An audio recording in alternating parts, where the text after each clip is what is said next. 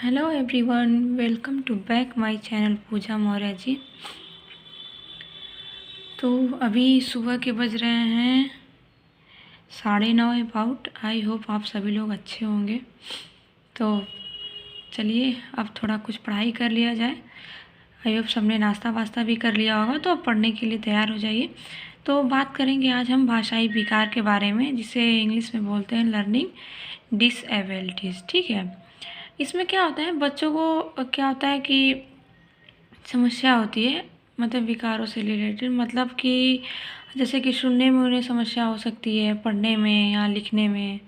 तो ये सब क्या होता है, ये भाषाई विकार होते हैं। ठीक है, तो हम बात करेंगे आज कुछ विकारों के बारे में जो कि काफ़ी महत्वपूर्ण होंगे आप सभी के लिए।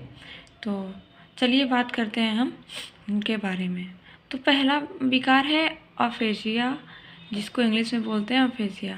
ठीक है, तो अब बात करते हैं इसके बारे में कि इसके अंतर्गत क्या होता है। ठीक है, यह एक सुनने संबंधी एक भाषा अधिगम विकार है। ठीक है, या उसको दूसरे भाषा में आप ये भी कह सकते हो कि इसमें बच्चे को सुनकर समझने में, भाषा को क्या होगा, भाषा को समझने में, मतलब क्या है, सुनकर जो भाषा को समझना होगा ना, तो उसमें उसको समस्या होगी। ठीक है, तो इसको क्या बोलेंगे, यह एक सुनने संबंधी एक भाषा अधिगम है, अधिगम विकार है। सॉरी, यह एक सुनने संबंधी एक भाषा अधिगम विकार है, जिसको हम अफेजिया कहते हैं।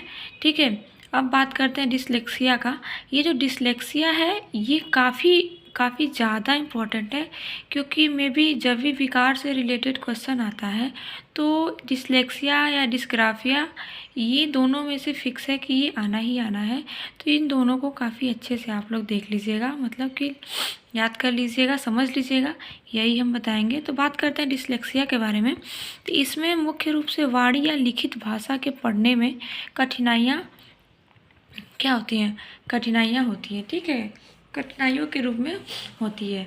इसमें क्या होता है, दूसरे लैंग्वेज में इसको हम ये बोल सकते हैं, यह एक भाषा संबंधी अधिगम अक्षमता है, यह पठन संबंधित विकार है। जैसे इसमें क्या होता है ना कि पठन संबंधी मतलब बच्चे को पढ़ने में प्रॉब्लम होगी। ठीक है, मतलब कि क्या होगा, जैसे यहाँ पे हमने एग्जाम्पल के तौर पे लिखा है कि 6 को 9 पढ़ेगा। जैसे कि आपने उसको कुछ भी लिखा है, ठीक है, तो उसको वो उल्टा पढ़ेगा, उसको पढ़ने में समस्या होगी, समझ ही नहीं पाएगा, तो दिक्कत होगा, तो उसको गलत ही पढ़ेगा। जैसे कि पढ़ेगा कुछ और फिर लिखेगा कुछ और, ऐसा होगा। तो ये है डिसलेक्सिया। इसको शॉर्ट फॉर्म में, जैसे डिसलेक्सिया को याद करने से क्या है कि याद करने का ट्रिक ये होगा, जैसे क्या है कि डिसलेक्सिया, लेक्सिया में क्या है, देखिए लेक्सिया का लास्ट है, तो लेखन हम तभी करेंगे, जैसे क्या होगा कि हम लिखते तो तभी है ना जब कोई चीज़ पढ़ेंगे।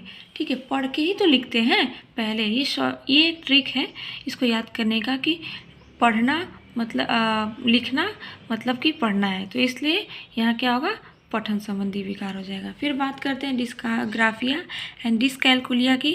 तो डिस्ग्राफिया में क्या होता है कि इसमें बच्चे को मुख्यतः अक्षरों को पहचानने और विशेष रूप से उनको क्या होता है, लिखने में अक्षमता होती है। ठीक है, उनको क्या होती है, लिखने में अक्षमता होती है। किसके अंतर्गत, तो डिस्ग्राफिया के अंतर्गत। किस में अक्षमता होगी भाई, तो उसमें क्या होगा, लिखने में अक्षमता होगी। अब बात करते हैं डिसकैलकुलिया के बारे में। तो डिसकैलकुलिया में क्या होता है, इसमें बच्चे को गणितीय विकार होगा।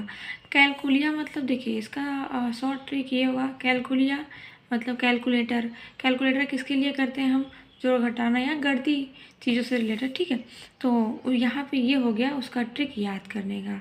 तो आज हमने आपको बताया 3 से 4 विकारों के बारे में, जो कि काफ़ी इम्पॉर्टेंट है तो कई सारे, लेकिन हमने जो इम्पोर्टेंट है उनके बारे में बताया। तो आई होप कि आप लोगों के लिए ये हेल्पफुल होगा। तो ये रही आज की हमारी छोटी सी जानकारी जो कि हमने आप तक पहुंचाई। तो वही है, अगर पसंद आएगा तो प्लीज़ प्लीज़ प्लीज़ लाइक करिएगा एंड मेरे चैनल को सब्सक्राइब करिएगा, ताकि नेक्स्ट जितनी भी सारी वीडियोज़ हमारी आए वो आप तक पहुंच सके। ठीक है, तो प्लीज़ हमें सपोर्ट करिए एंड हमारे वीडियो को लाइक करिए। So thank you so much, bye bye.